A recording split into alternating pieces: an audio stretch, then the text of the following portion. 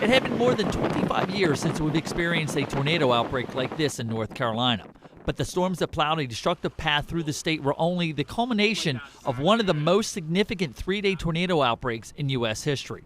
On Thursday of this mid-April week, severe weather broke out in the plains. It picked up intensity on Friday when this tornado was caught slamming into parts of Mississippi and Alabama.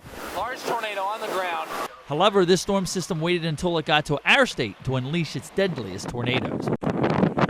On that Saturday morning, for the first time in the 2011 severe weather season, a high-risk alert for severe weather was issued by the Severe Storm Prediction Center for all of eastern North Carolina.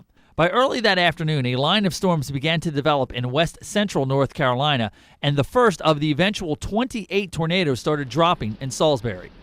All the weather ingredients for strong tornadoes were coming together over our area, as eastern Carolina had been in the sunshine all morning. Around 3:15 in the afternoon, the sixth tornado of the day was seen ripping through Raleigh. This is the same storm cell that was responsible for the destruction of this Lowe's hardware store in Sanford. By 5 o'clock, the storms had reached east of I-95 and were just beginning to hit the high-octane atmosphere that had set up over eastern North Carolina.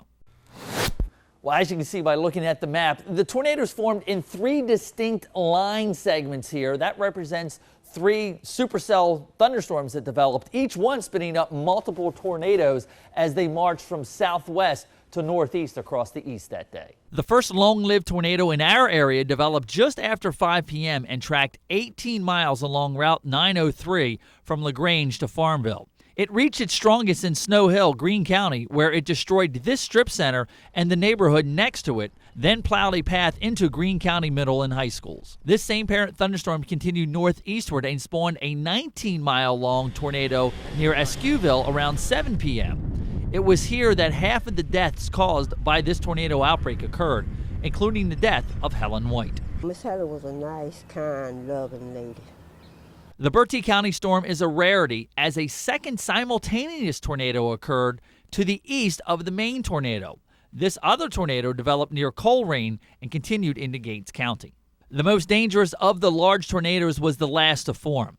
A tornado warning was issued for Onslow County for this developing tornado, while the parent supercell thunderstorm was still back over Pender and Bladen counties, moving at close to 50 miles an hour.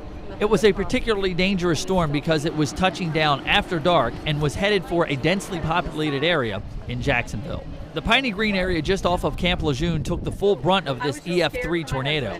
After the initial touchdown, it skipped across the Croatan Forest only to slam into Falcon Ridge subdivision just north of Havelock in Craven County.